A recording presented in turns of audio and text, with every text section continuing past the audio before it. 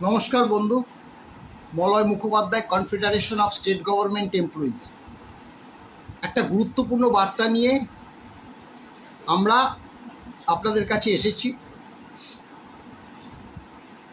ঘটনাটা হচ্ছে, সকাল থেকেই বিভিন্ন কর্মচারী অর্থাৎ অবসরপ্রাপ্ত কর্মচারী সমাজ ফোন করে জানতে চাইছে যে আমার পেনশনে এত টাকা এসেছে, এত টাকা পেনশন তো আমি পাই না। আমরাও একটু অবাক হলাম যে পেনশন হয় কিভাবে। কিছুদিন আগে পেনশন ঢুকেছে, আবারও পেনশনের মেসেজ ঢুকেছে, আবারও একটা পেনশনের মেসেজ এসছে। ব্যাপারটা একটু ধন্দে পড়ে গিয়েছিলাম। খবর নিয়ে যেটা জানতে পারলাম,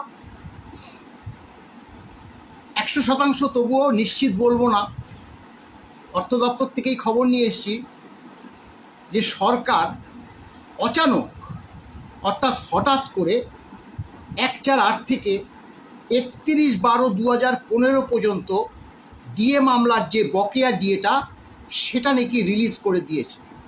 কাদের করেছে এখনও পর্যন্ত যেটা আমরা জানতে পেরেছি, যেভাবে এর আগে ডিএটা দিয়েছিল, যাদের যাদের দিয়েছিল, যে সকল পেনশনাররা পেয়েছিল সেই সকল পেনশনার, এখানে পেনশনারদেরকে দিয়েছে, মানে 1/4/8 আগে যারা অবসর নিয়েছে তারা 1/4 থেকে 31/12/2015 পর্যন্ত তাদের এই বকেয়া ডিএর যে টাকাটা সেটাই ট্রেজারি মারফত ব্যাংকে ঢুকে গেছে, সেই ইনফরমেশনই আমরা পেলাম।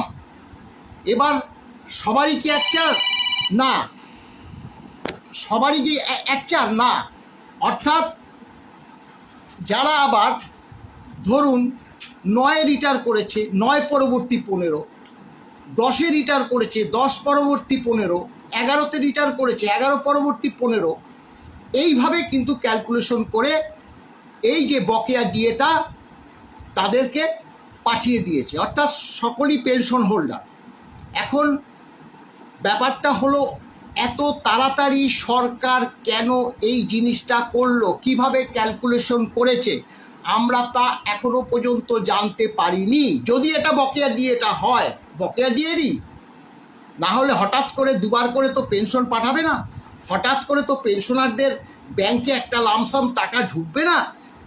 তাহলে আমরা মনে করছি ওই 1/4 থেকে 31/12/15 পর্যন্ত যারা রিটায়ার করেছে 1/4 বা তার আগে বা 1/4 পরবর্তী 15 পর্যন্ত, সে সকল পেনশনারদেরই এই বকেয়া ডিএটা তারা ক্রেডিট করে দিয়েছে ব্যাংকে।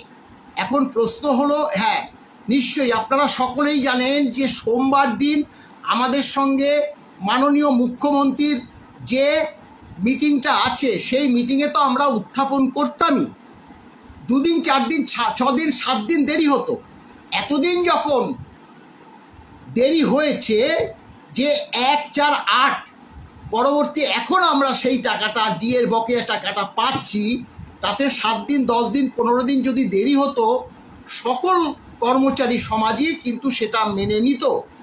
এখন আমরা বারবার বলেছি যে অনেকে এর মধ্যেই প্রশ্ন করেছে যে আমরা তো গ্যারান্টি নেই, পেলাম না। অনেকে প্রশ্ন করেছে তাহলে কি কলকাতায় যারা থাকে তারা কি পেয়েছে, আমরা এখনও সেটা জেনে উঠতে পারিনি। তাহলে আর কয়েকটা দিন দেরি হতো। হঠাৎ করে কোনো ইনফরমেশন নেই, যারা ডিএ মামলা করলো তাদের কোনো ইনফর্ম করলো না, হঠাৎ করে অর্থ দপ্তর এই টাকাটা রিলিজ করে দিল, এমনকি ট্রেজারি পর্যন্ত জানে না। আমি ট্রেজারি অফিসারকে জিজ্ঞাসা করেছি, বলছে মলয়বাবু আমরা অন্ধকারে, আমি খোঁজ নিয়ে জানাচ্ছি।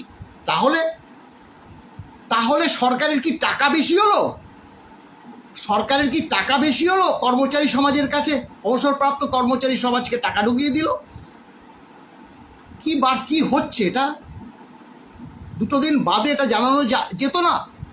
তাই বলছি, যাই হোক যেটা হয়েছে, কেন কর্মচারী সমাজ তো উদ্ভ্রান্ত যে কী ব্যাপার, টাকাটা আসলো কোথাকার টাকা, কিভাবে আসলো, কেন আসলো।